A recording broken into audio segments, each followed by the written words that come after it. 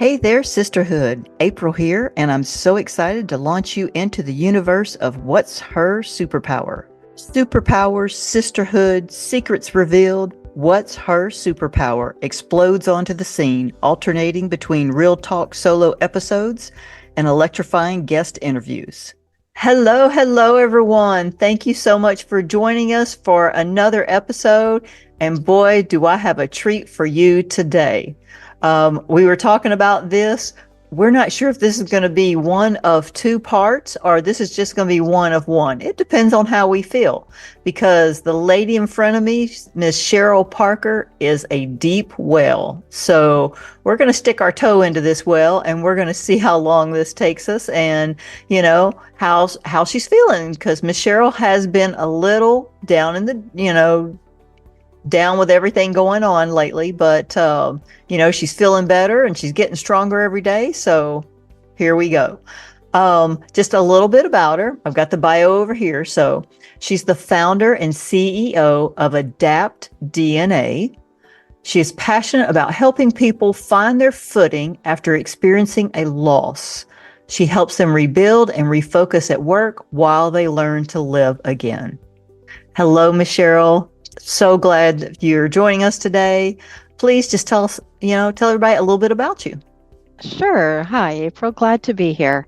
As you said, I'm the CEO and founder of Adapt DNA, and I have been working with clients for almost 20 years and just got really passionate about the educational side of grief. I had experienced my own grief, family trauma. My 8-year-old daughter, Rachel, passed away when she was 8 years old back in 1998 and brought me to my knees and went through my own grieving process.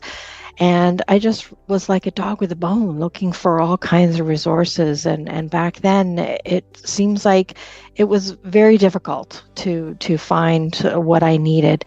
And so, I was blundering along, failing forward and doing the best I could. But I just thought, we need to be educated on grief, not just how we ourselves, like how to tackle it, but also how to support others. Because once I went back to work, I found people were so awkward and they didn't know what to do with me. And frankly, I didn't know what to do with me, so I don't blame them. But I just got really passionate about wanting to educate people about grief and help them through their journey. And I ended up writing a book back in 2015 because I thought, I loved being face to face with my clients, but I thought if I could, get out to reach more people, like how would I do that? And I just thought, I'm going to share all my pitfalls, all my lessons, and I put it into a book, and it's an interactive workbook because that's how I learn. Like I was a journaler and I just wanted people to have an opportunity to express their grief and take that journey. So I ended up publishing a book, and that's my 8-week curriculum that I support people going through their grief process. That is amazing. And what I love, what touches me is that not only it's bad enough to go through that grief, but you took that grief, especially for a grandchild, so young. I mean, it's hard enough to lose a spouse or a parent, but to lose someone so young, but you took that, and after going through your process, it's like, how can I help other people? Because you said, with what they need, sometimes you just don't even know what you need. Exactly. You don't even know what to ask for. It's like, what do you need? I don't know. Yeah, I certainly did not. When my daughter Rachel died, people did ask me, what do you need? And it was like, I didn't know. I was just so lost in the moment. Yeah. Yeah, I can only imagine. And, I know when I lost my mom, I went back to work and people did. I was in the military, so it's not like you've got the most sensitive crowd anyway. But, I remember one of my sailors came in one day and she said, she started asking questions. And I answered the first couple and then I just started crying. And I was like, I can't really talk about this right now, and yeah, it's funny because as you're going through it, you don't really, a lot of times you don't process it because there's so much stuff going on. Yeah. And then everybody goes away. Mm-hmm. And then you're like, I don't know how to process it. Right. Yeah. So, yeah, people tend to surround you in the initial stages of grief, and that's wonderful. But yeah, then they get on with their lives and you're still left with this incredible hole in your heart and trying to navigate it. And I just strongly believe that grief is not meant to be done alone. You can't see, what you don't know. mm-hmm. And a lot of times when you are especially faced with a big trauma, it's deafening, it's blinding, it's just too devastating to see what the next step is. And we do our best to just like have our lungs go in and out and put one foot in front of the other, and that's about all we could manage. So to to have somebody there to listen and to help you process is just golden. Yeah. Oh, I can only imagine because, like you said, the people around you don't know what to say. No. They don't know what to do, and they're very awkward. Yeah. Yes. So it's because I've been in both situations. I've been the awkward person, and I've been the person that people were awkward around. Yes. Yes. So, and when you go through it, you're like, oh, now I understand. Now I understand. It doesn't help you when the next person goes through it. All you can say is, I understand what you're going through. Yeah. What can I do for you? Yeah. And actually, I discourage people from even saying that because when somebody's going through something and somebody says, I understand it, it's like, a lot of my clients have said that's a really prickly thing that, it lands, because it's like, no, you don't. You don't know.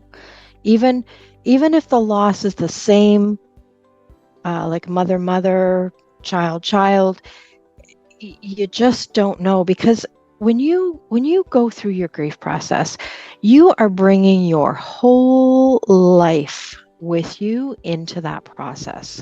Mm-hmm. So you've got your upbringing, you've got your inherited conversations, you've got your culture, you've got your beliefs, your limitations, your limiting beliefs, your self-talk, your personality, all those things, your religion, all those things come with you. So no two people grieve the same. Yeah. So I discourage people from saying, I know what you're going through, or I understand, because we really don't. Yeah. We really don't. We can't possibly know. Yeah. But, you're right. It's like, what do you need? And I always ask people to, follow their lead, because some people like to talk, some don't. Like your friend, like, she was being compassionate and, creating a safe place for you to share. And that's beautiful. But you could only go so far. And then you knew what your boundary was, and good for you for being able to set it.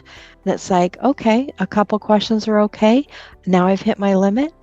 I can't talk anymore about this. So we need to understand our own limitations, and good for her for opening it up, because she doesn't know what you need until you open it up and you offer. Yeah. So that's beautiful. Yeah. And a lot of it is who the person is. Yes. Like in that case, it was a junior sailor. It was one of my junior sailors. And it was like, some conversations are not appropriate, you Yeah, know. too intimate in Yeah, that relationship, in that yeah. work relationship. Yeah.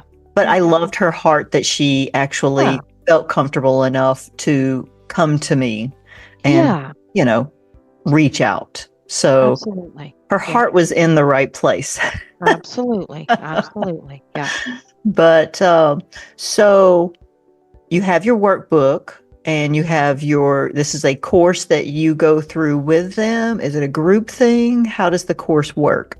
Yeah, I've done group and I do one-on-one. It just depends. I don't want anyone to have to wait to get their healing. I find that it's a 10,000 pound phone to pick up and call somebody to ask for help. So I never want anybody to have to wait till we, have enough people to start a group. And a lot of people I'm finding lately tend to want one-on-one. So that's what I have been offering. But I'm in the process of creating a masterclass so that we can do it in a group scenario because I do love the group dynamic and we have so much to offer. And it's so important to know that you're not in this journey alone. It's one thing to have me facilitate you through the process, but to create community around you is just next step powerful.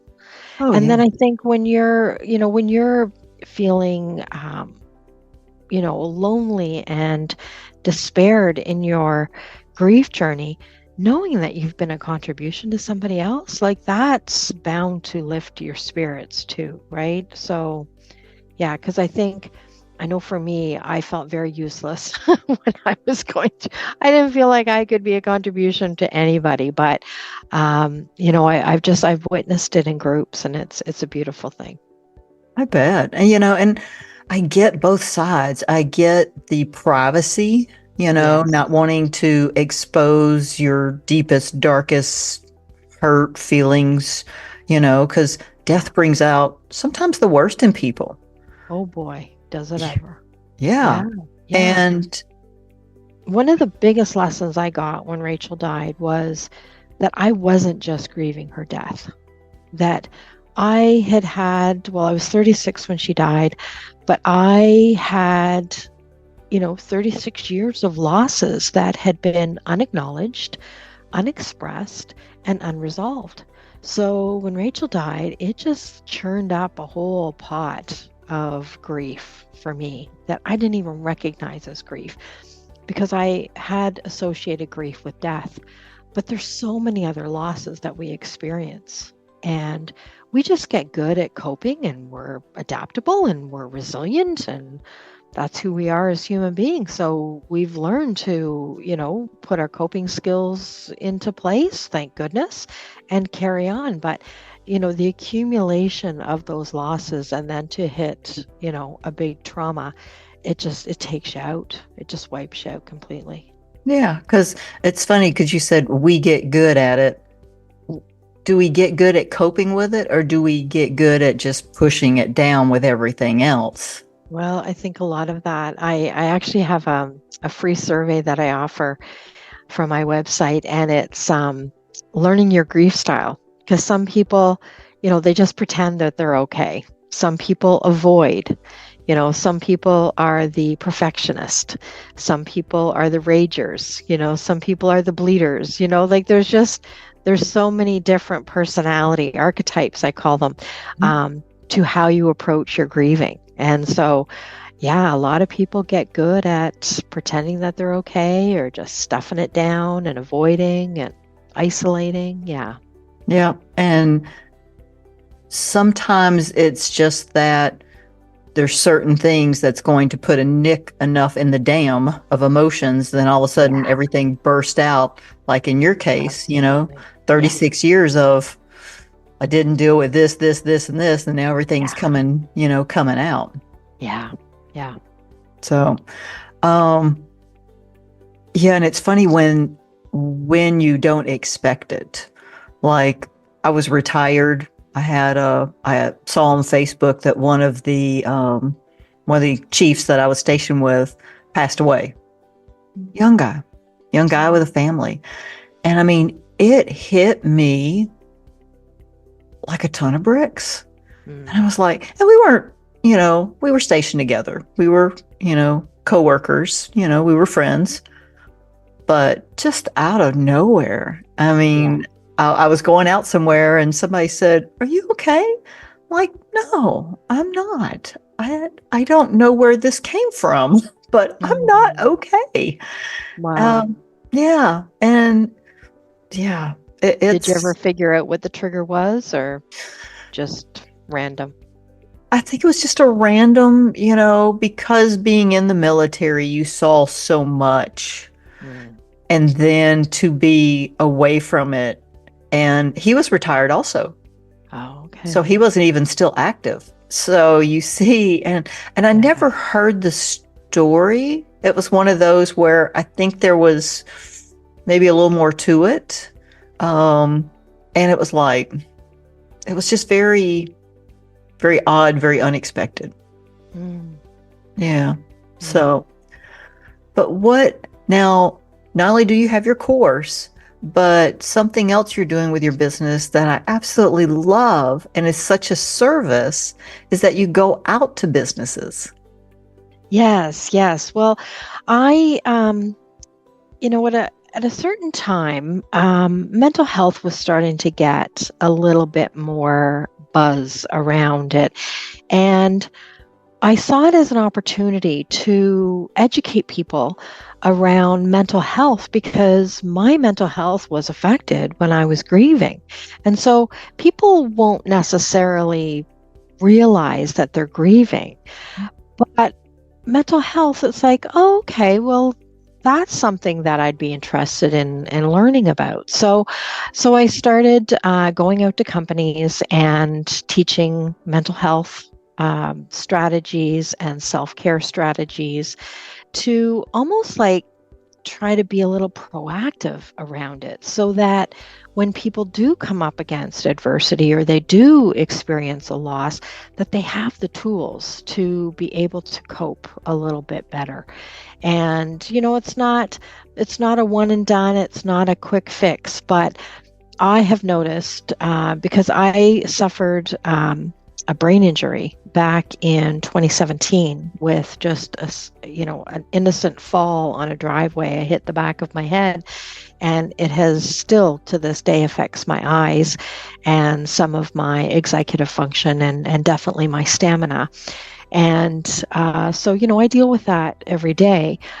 And when I went through that in 2017, it's funny because I already felt like I was a self-care guru, but boy, oh boy, did that take my self-care to a whole other level because it's like, this is my brain and I am not messing with my brain. So I was doing exercises. I was working with a vision therapist and, I just saw that it's like, self-care isn't let's do something a couple times a week. Self-care is really a daily practice.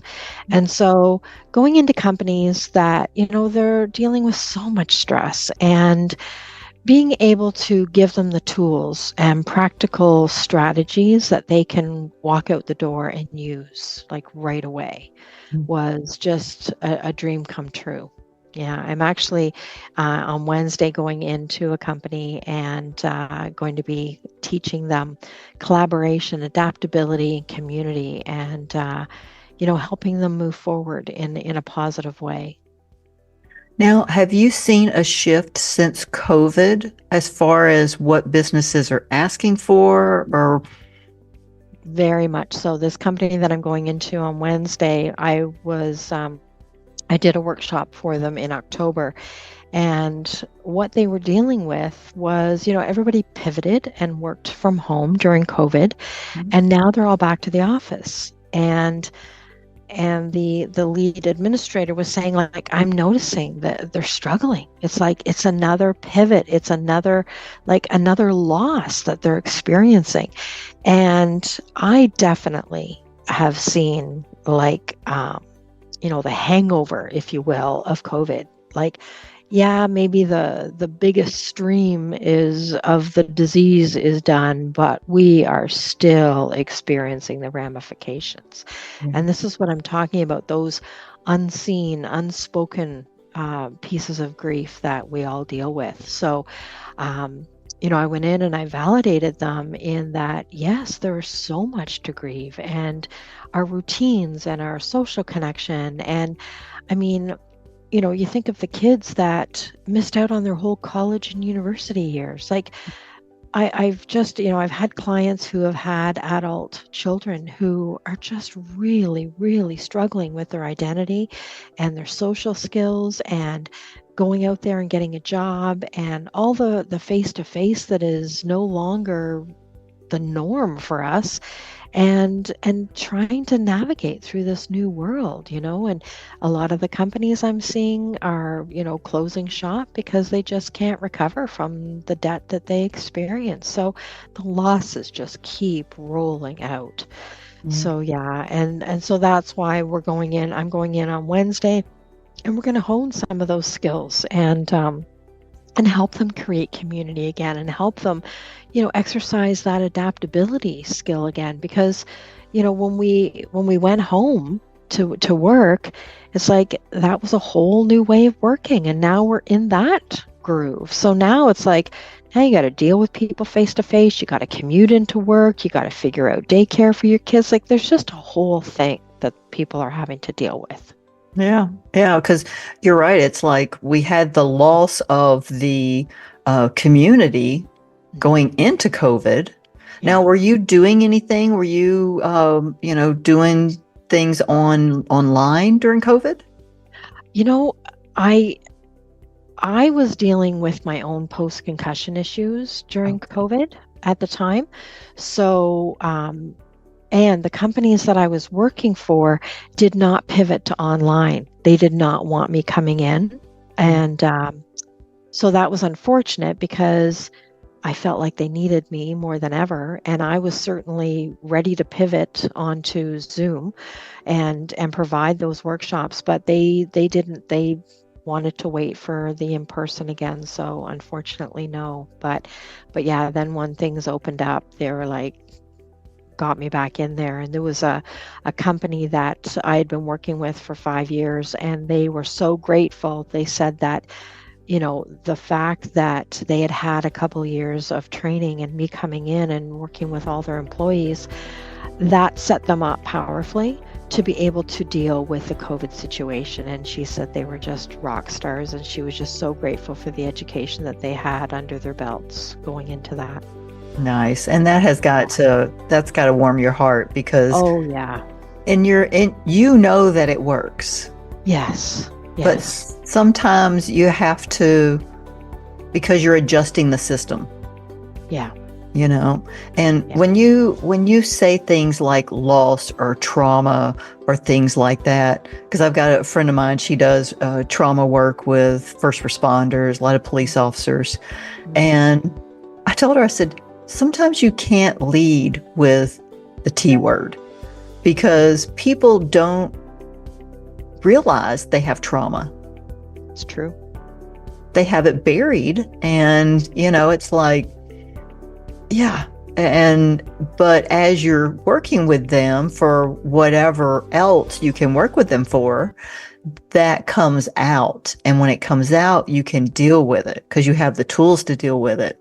But if somebody says, "Oh, I'm a trauma specialist," oh, I don't need you. I don't have trauma. Yeah. Yeah. It's true. It's Yeah, kind of like the grief thing. It's like, well, I don't have grief. yeah, Nobody died this week, so I'm good, Yeah. yeah. And Yeah. it's So that's why I found the mental health was kind of a door into that conversation. yeah, Yeah. yeah, because you're not leading with it, but Yeah. it's going to come out. Yeah. Yeah. Yeah. And I mean, loss. I know my first, I'm on my second marriage. My first one, I remember driving away from the house just in tears, Yeah. And I thought, Yeah. why are you crying? You're the one that's leaving. Yeah. But then as I went through the process, I realized that I was grieving for what was supposed to be. Yes, absolutely. I can so relate. Nobody even bats an eyelash when you get divorced because it's so common. Mhm. But I'll tell you, it was devastating for me, and I was the one that left. Yeah. Yeah, it's Yeah. so true. Because So true. nobody gets married to get divorced. Mm-mm. You're going to live happily ever after. You're going to have the Yeah. house and the white picket fence. You're going to do all that. Yeah. And then when it ends, you're Yeah. like, and I think as women, we put a lot on ourselves. Yes. That I don't know why that's doing that. But, it was like, oh, there's something I could have done, or I should have Yeah. done more, or whatever. Oh, yeah. And, but you have to grieve. You have to allow yourself that grief and give yourself time. Yeah. And no one else can tell you you don't have the right. And if they No, do, they're not your support system. that's right. That's right. Yeah. And I'll tell you, that gets really clear when you go through a big loss. It gets really clear. I lost so many friends after I got divorced. And, I was, again, another huge loss. I was devastated, but it ended up being a great gift because the ones left standing, are true friends. And yeah, like you learn who your people are. And for me, like they are still my people. Yeah. When Rachel died, again, a lot of people fell off the track, and couldn't handle it. And, that's fine. I get it. But yeah, I learned who my people are, and they are still my people 25 years later. Yeah. Yeah. Those are your ride and die, Yeah. they're through thick and thin. They know where all the bodies are buried. Yeah, exactly. Yeah. Oh, well, we are coming up on 30 minutes. So I promised you I would try to keep it under 30 minutes, but you have to promise me that you're going to come back and visit with us again. Absolutely. I'd love to. You are such a gift to our audience and just to anybody that comes in your presence. And I am thrilled that you have taken the time out of your busy schedule that, just to share just a little bit of your knowledge with our group. And I know you've got a freebie for us. Yeah. So do you Yeah. want to tell us a little bit? Sure. It's the 7 stepping stones to reclaiming your life after loss. So it's just really an introduction to kind of dip your toe into the grief process and just try it on for yourself. And not everybody is ready to work with somebody right away, when they're dealing with grief. So this is an opportunity for them to just work independently and work at their own pace. And once you get the download of the 7 stepping stones, there's an embedded video in subsequent emails that come out to them over the next 6 or 7 days. So it's just a real valuable tool to get you started in your grief process. Well, thank you so much. We're going to have all of Cheryl's contact information. It's my dog coming down the stairs. We're going to have all of Cheryl's contact information and her websites, link to her website and to her gift for you. So thank you so much, Cheryl. And you're so welcome. We will talk to y'all soon. Have a great Okay. day and be blessed. Bye. Thanks, April. Forget unicorns. Unlock your true potential with actionable tips, inspiring stories, and a whole lot of laughs. Join the mission. Subscribe now. Find your own What's Her Superpower? Join the mission.